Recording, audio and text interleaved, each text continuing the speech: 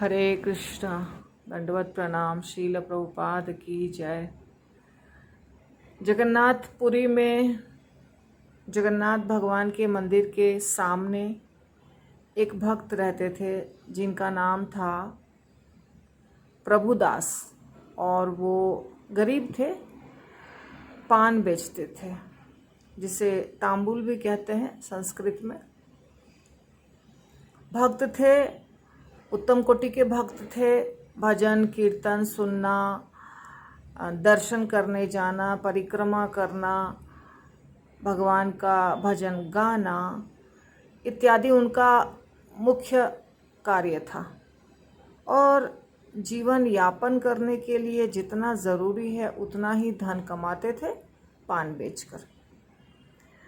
परंतु चूंकि वो बहुत अच्छे भक्त थे, उनके हृदय में हमेशा ये इच्छा रहती थी कि काश भगवान भी आते पान खाने के लिए, काश भगवान को भी पान का भोग लगता, क्योंकि भगवान सारा दिन इतना सारा चीज़ खाते हैं, 56 भोग उनको लगता है, पर पान उनको भोग नहीं लगता है।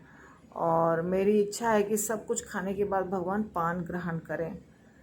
पर वो ये मन मन में सोचते थे और प्रार्थना करते थे। और मंदिर के अंदर तो उनकी सेवा थी नहीं जो वो कुछ मंदिर के भक्तों से बात करते। तो एक बार उनके दुकान पे शाम को जब भगवान का शयन होता है उसके बाद 2 नवयुवक आते हैं, एक काले हैं एक गोरे हैं, और दोनों सिल्क के कपड़े पहने हुए हैं, सुंदर गहने पहने हुए हैं, मुकुट पहने हुए हैं, छोटा मोटा मुकुट या पगड़ी, और घुंघराले बाल हैं, ठुमक ठुमक कर चल रहे हैं जैसे राजघराने के लोग होते हैं वैसे। और उनके दुकान पर जाकर उनसे पान मांगते हैं। प्रभुदास उनको पान दे देते हैं। फिर वो लोग पान खाते हैं, पान चबाते चबाते होठों को लाल करते करते वो फिर से ठुमक ठुमक कर इधर उधर नज़रें दौड़ाते मंदिर में प्रवेश कर जाते हैं। ये प्रभुदास को बहुत अच्छा लगता है और ये रोज़ होने लगता है। तो काफ़ी दिनों से ये हो रहा था। तो एक बार एक दूसरे भक्त थे बलराम दास जी, उन्हें ऐसा दिखाई दिया कि 2 इतने सुंदर पुरुष आते हैं और इनके दुकान से पान खरीदते हैं और मंदिर में प्रवेश करते हैं। तो बलराम दास जी भी बहुत अच्छे भक्त थे और उन्हें समझते देर न लगी कि ये दोनों अवश्य कृष्ण बलराम हैं।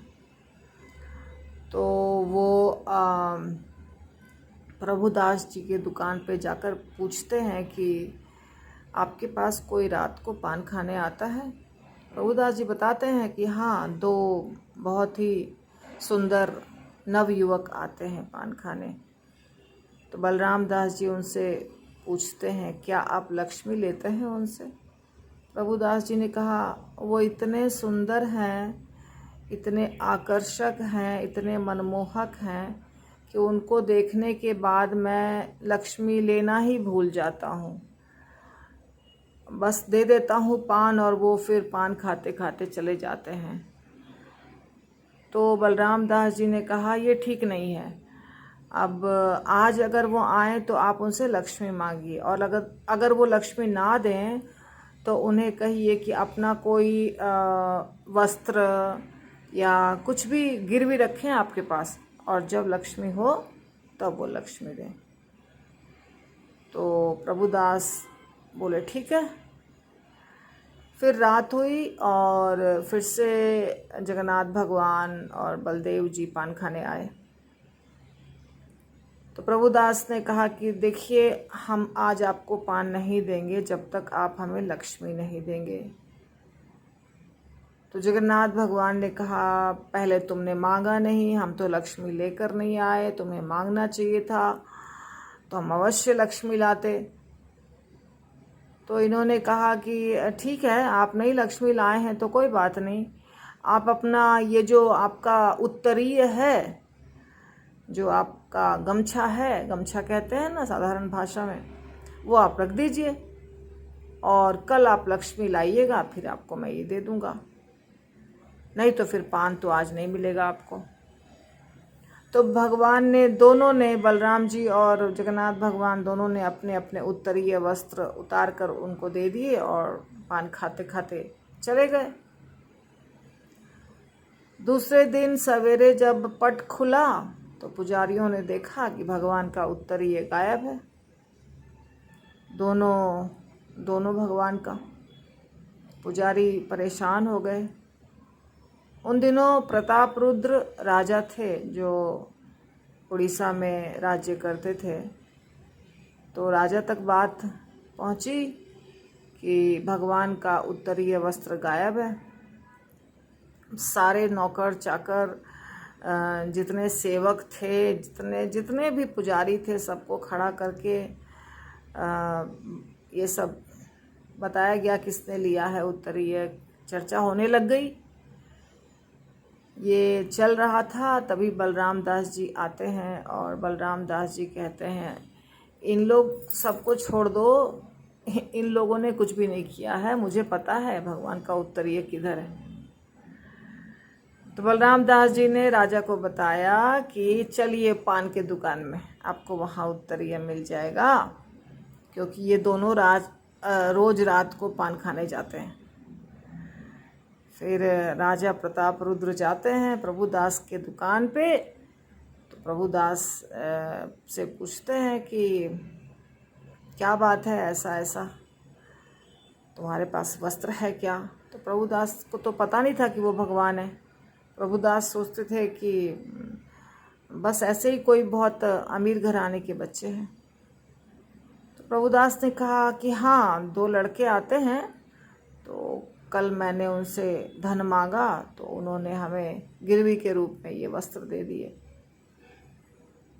फिर पुजारी तो पहचान गए, राजा भी हंसने लग गए कि भगवान पान खाने आते हैं।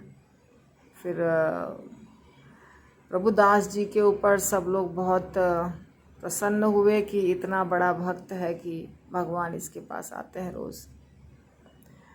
उसके बाद राजा प्रताप रुद्र ने ये नियम बनाया कि आज के बाद रोज रात को भगवान को पान या तांबुल दिया जाएगा और ये सेवा प्रभुदास ही करेंगे।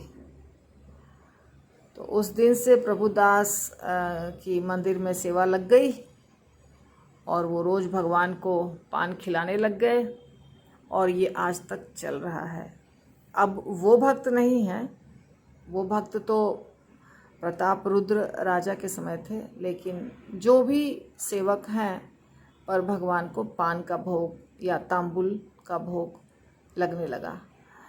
तो ये है भगवान की भक्त वत्सल लीला। यदि किसी भक्त को इच्छा होती है कि हम भगवान की सेवा करें तो भगवान उसको मौका देते हैं सेवा करने की।